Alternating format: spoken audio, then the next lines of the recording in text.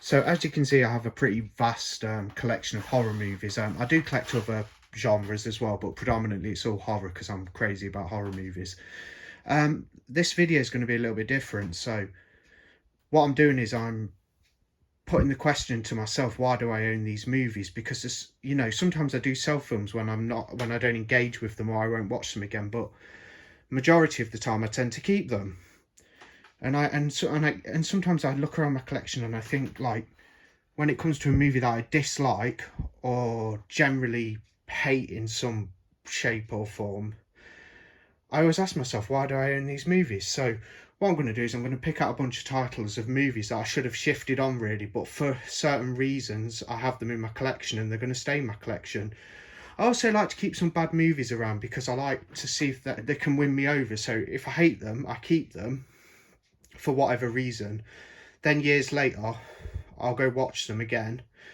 And now and then, some of them do grow on me, and I do, they go up a little bit in my estimation. But it's all just my opinion on why I own these certain films. I mean, somebody who watches this might say, I love that film. We all have different tastes and opinions. But this is a video about why do I own some of the terrible films that I've got in my collection. I'll always know what you did last summer.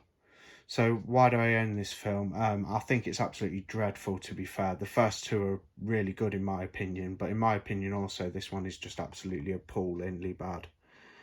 Yeah, it's a big steaming pile of crap in my opinion, my view. Hated it. Loved the other two to some degree, but this one I really didn't like. And it even goes down a supernatural route. So from what I can remember, it's a new it's a new plot with an incident happening where the killer comes after people because he'll always know what they did the last summer, of course. And the characters are just not very good. They're pretty insufferable. They go down a supernatural route. And the reason I own this movie is for completionist purposes. So I don't own it because I like it. I won't pick it up individually. Like, say if this was I own it because I have this lovely set from 88 Films, which has I Know What You Did Last Summer, the original 1997 film, and the sequel, I Still Know What You Did Last Summer, which I actually prefer to the first film. So I wanted those two, and I wanted this lovely set. So I have this for completionist purposes alone. I'd never buy it singularly, but I will keep it because I want the set to be complete. So that's why I own this dreadful film. Another one I couldn't stand when I watched it is Cell. This copy's still sealed. The only reason I own it is because I like collecting Stephen King adaptations and I want as many as possible in my collection, adaptations that are based on his books, as I'm a big fan of his, and I love a lot of his stuff, and he has so many like great creations. But this film Cell was so boring. I don't know if the book's good. I mean, the cast is pretty damn, really, really stellar. You've got like John Cusack, Samuel L. Jackson, Stacey Keach. Don't know the actress myself. Yeah, Fear Your Phone. It's all about a mobile phone and stuff. And these zombies coming after this group of survivors. I really wasn't keen on it. I found it really boring. I suppose it has its fans, but to me it was just dreadful. The reason I own it is because I like having Stephen King adaptations, and I just went on a Stephen King kick. So I found this like brand new and sealed for about like £2. So I was like, yeah, I want to collect Stephen King films. And then I realised, I thought, oh, I watched this on TV and hated it. But yeah, I own it because I'm a Stephen King fan. Otherwise, I would not go anywhere near it. Candyman Day of the Dead, third instalment in the Candyman series. Why do I own it? Simply because this Vestron Collector's series release is very nice and the artwork is just phenomenal. I mean, look at the actual drawings and the colours and that. I literally bought this because I like the artwork. It's so vain as a collector. I actually hated the film.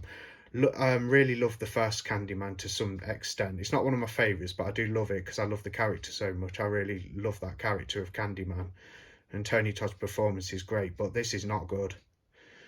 Nope, not good at all. But I own it nonetheless because the cover's nice. So there is actually two reasons, really. I own it because the cover was and the release was so nice and I just wanted it. And the second reason is for completionist purposes. Now I have all 4 of the Candyman films on Blu-ray, which I wanted. So they're my reasons for owning this terrible Candyman sequel. Another one I picked up a few years ago when I started collecting again, because I did have a bit of a break for a few years, was Wormwood, the Australian sort of apocalyptic like zombie dead rising movie. And it had some cool bits about it. Like, don't get me wrong, the vehicle, the armored vehicle's really cool and things like that, and some of the characters are even okay, but it just didn't connect with me, and I found it really underwhelming. The reason I've kept it around is for what I was talking about at the beginning of this video, just to see if it grows on me. I haven't got the sequel because I didn't like this one, so I didn't pick up the second one. I didn't hear that many good things about it, if hardly anything, pretty much crickets. I mean, some people may have talked about it, but I've not heard anything. And this one just didn't connect with me. I mean, it says here Mad Max meets Dawn of the Dead. Well, it's nowhere near as good as any of those two films. Not that it's trying to be, you know. It's a smaller film, probably a smaller budget film. But yeah, this one just didn't connect with me, and I own it still because it's an well, two reasons actually. Because I want to see if it grows on me if I rewatch it. And second reason is because I can't sell it for much money, so I just kept it because I thought, well, I'm not going to, you know, like if I sell it again, it's not really worth a lot. I mean, you want to at least make £5 if you're going to sell a movie, I think. Otherwise, you may as well just keep them in your collection or give them to somebody as a gift. But that's Wormwood anyway, or Winewood, the Australian apocalyptic zombie film. The Poltergeist movie. So why do I own this? I don't even own this for collection purposes, because I'd happily just, as I see it, it's not in a set, so it's like a single release, so I could get rid of this, but I won't chuck it away. I'll never chuck a Blu-ray away or anything like that. But the reason I own it is because I can't sell it for hardly anything, because I paid about £1.50 for it because it's so terrible. It's a poor remake. There were no, when you do a remake, when somebody creates a remake, they either want to pay homage to the source material or create a new exhilarating narrative with new characters, or some of the old faces too, like legacy characters, like a good requel, kind of what Scream have been doing, and Texas Chainsaw Massacre did a good job with their remakes. This is terrible. It's pretty much very similar to the original film, but done with a modern spin. It does have different parts and whatnot. I've not seen it for years, but I just thought it was boring and crap, and it looks better than it is. I mean, the cover's better than the film. That's a great poster. Great poster art for when it was on the cinema, you know, with the clown. It looks really cool. But yeah, the cover's better than the film, and I only own it because I paid hardly anything for it. It's that bad, and I can't shift it for any. It's not worth. You know, you'd have to give it out for free really, because you won't make anything on it. So that's the reason I still own Poltergeist remake. Yeah, terrible remake, boring as hell. Now I know Evil Ed has its fans, and I will give it some props because it has some great special effects and creatures in there, and that is the good points of the film. I respect the special effects and the creatures. It looks pretty good, but it didn't connect with me. I didn't enjoy it. I think it's quite a poor film. I thought the plot was rubbish.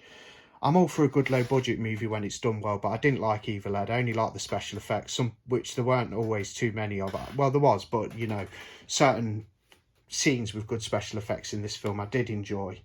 Overall, I didn't. The reason I've kept it around is because it's one of them ones where I think it might grow on me, so I've decided to keep it in a hope that when I rewatch it, it'll actually grow on me and I'll appreciate it more. So I've kept that around because it's a great looking addition from Arrow, and I think it might grow on me, so that's why I still own Evil Ed. But otherwise, I didn't like it. Another one I dislike, so I don't hate this at all, I dislike it, is Killer Party. I was really looking forward to this release from Scream Factory.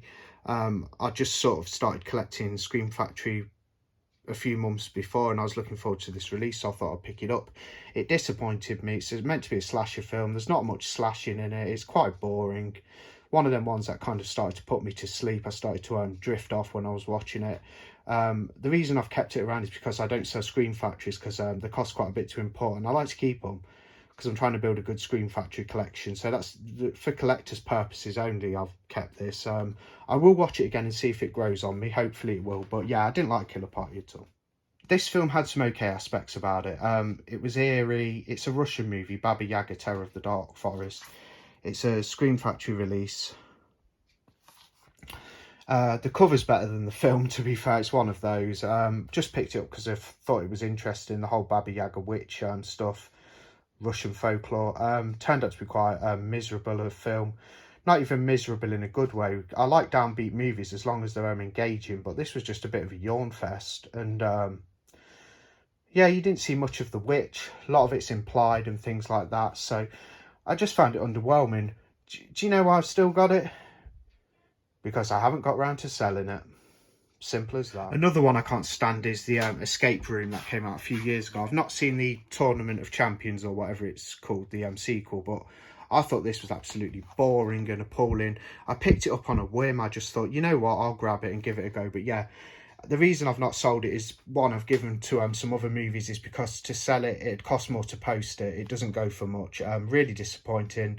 Don't really care about the whole escape room concept. It's like a sort of bad knockoff version of Saw, but with an escape room concept. Nowhere near as good as those films. And yeah, again, I just didn't click with it, and it's a bit of a yawn fest. Apollo 18, on paper, great concept.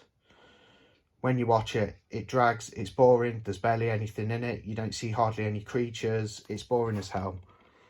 Reason I still own it, reason I've gone for a lot of these, is because it costs more to post the damn thing than keep it.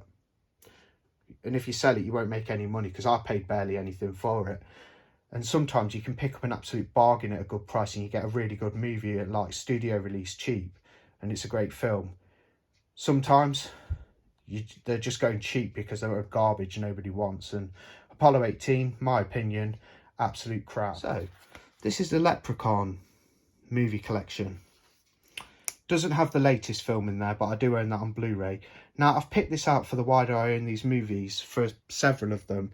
And there's a few reasons why I keep these around. Now, Leprechaun 1, I enjoy. Leprechaun 2, great. 3, set in Las Vegas, great. Now, Leprechaun in Space, garbage. Leprechaun in the Hood, hated it, really grated on me. I found it really annoying. Back to the Hood, well, it's a crapper version of In the Hood, so I just can't stand them two. But the worst of the worst is Leprechaun Origins. It's not even got the original Leprechaun sort of character in it. It's like the origins story of where it comes from, and it's like a beastly kind of like creature thing, and it's just terrible. The acting's terrible, the characters are crap, the plot's rubbish, it's boring, can barely remember it, fell asleep, had to, you know, wake up and rewind the, put the disc back on, rewind it. I'm not talking about video cassettes or Blu-ray, but you know what I mean. I had to go back and watch it because it bored the hell out of me to the point where I was asleep. I only like the first 3. I've kept this because I want the whole set. I want all the Leprechaun films. I'm a completionist, so I've got to have them all. And sometimes I like to watch crap to remind me how good other films are that I give a hard time to. But those 4 Leprechaun sequels are just absolute garbage. Yeah. Warwick Davis is great, don't get me wrong. Like, he's great as a Leprechaun. He's even good in the space one. He's funny, like, you know, he does a good role. But as far as plot goes and the side characters and the human characters, it's just rubbish. It's nonsense. It's not even good nonsense. I mean, the first 3 are nonsense too, but they're brilliant nonsense. Yeah, they're just shit, in my opinion. The only thing that I like about them is it's got Warwick Davis as the Leprechaun. That's it. Otherwise, they're just, yeah, if I weren't a completionist, I wouldn't have them. Put it that way. Another one I can't stand. Love the Vincent Price original, and I love the remake. You know, the late 1990s remake of House on Haunted Hill. But Return to House on Haunted Hill was a pile of crap. This is an interactive Blu-ray where you can actually pick what happens next. It's also got you can watch the film regularly, or you know, from start to finish, or you can play the game where you pick the basically you interact with it. But yeah, it didn't connect with me. It was boring. It's a disappointing sequel. I've kept it around because it's not worth anything, so there's no point selling it. So, and for completion purposes, now I have all the House on Haunted Hill films. But yeah, steer clear of this one. Don't feel the need to watch it. I mean, you should try everything for yourself, because some bad movies that people rate very low, I enjoy, but Return to House on Haunted Hill I would say it's not worth anybody's time. But that's just my opinion. I nearly forgot the most hated film in my collection now. This might surprise some people. I don't know if you've seen it. It's an early 90s film. I think it's a British one from what I can remember. I do like a lot of British classics, like stuff like The Wicker Man and some of the Hammer films and stuff, but this one just annoyed the hell out of me. I detested this. Funny Man. I thought it'd be so good with it being a jester character that pops up and kills people, but it annoyed me. It's full of crap dream sequences. The characters are insufferable. The acting's painful. One redeeming thing about it is it has a cameo from Christopher Lee. And he didn't make the film bad at all. He just has a brief cameo at the beginning and end. He was good, but I thought it was a good setup, and then you get this crap.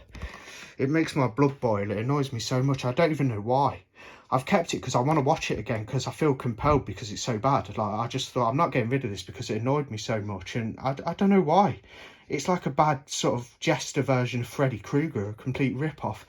There's even a point where he's trying to be funny with that sort of like hokey, like silly, jokey killer crap, and he comes out in a football kit, starts kicking a football around at people and stuff. Oh, funny, man. Oh, I detest it. Honestly, it makes me so angry. I don't even get angry. I'm not even an angry person, but funny, man. Oh, as soon as I see it, this cover, it just it annoys the hell out of me. Anyway, hope you enjoyed that rant, and that was why do I own these movies. If you want to comment, put something in the comments section. Maybe you like some of the movies that I dislike, and you want to tell me why or whatever. You're open to comment if you like. If you watch this video, very welcome to come and comment. Your comment will get replied to. That was why do I own these movies, why do I own these crap films that I dislike, why have I got them on disc in my collection. Sounds like a silly idea, but I've tried to give reasons. A lot of the time it's the same reason, which you might find a little bit boring. Sorry about that. I will do a sequel to this video, so I will do a why do I own these movies too in the future. I'll perhaps put a bit more research into it, but that was a short video on why I own some of the absolutely dreadful, horrendous films that I do. Okay, thanks a lot, bye.